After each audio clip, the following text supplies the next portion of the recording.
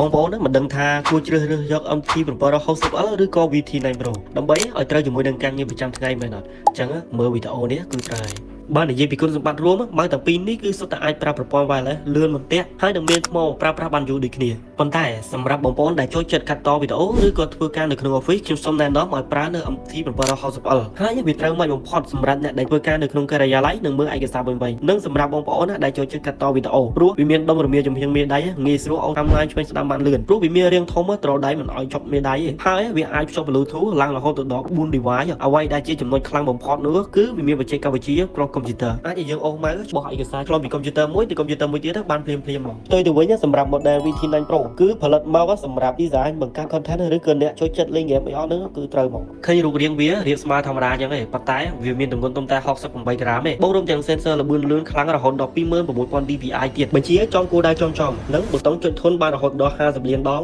ចំណុចខ្លាំងរបស់វាគឺល្បឿនឆ្លើយតបបានភ្លាមៗនិងស្មុកការរហូតដល់160ម៉ោងសរុបមកបើសិនជាបងប្អូនចង់បានម៉ៅសម្រាប់ធ្វើការការិយាល័យនិងមើលឯកសារឬក៏កាត់វីដេអូ timeline ធំៗឯហ្នឹងខ្ញុំសូមណែនាំបងប្អូនឲ្យជ្រើសរើសយក MT 760L ដឹងតែត្រូវចិត្តមកតែបើសិនជាបងប្អូនចង់បានម៉ៅដែលមានទម្ងន់ស្រាលងាយស្រួលក្នុងការ design ឬក៏លេង game បងប្អូនអាចជ្រើសរើសយក VT9 Pro នេះគឺពិតជាមិនខកបំណងទេបើសិនជាបងប្អូនពេញចិត្តនៅម៉ៅមួយណាអាចឆាតមកកាន់ Facebook យើងបាន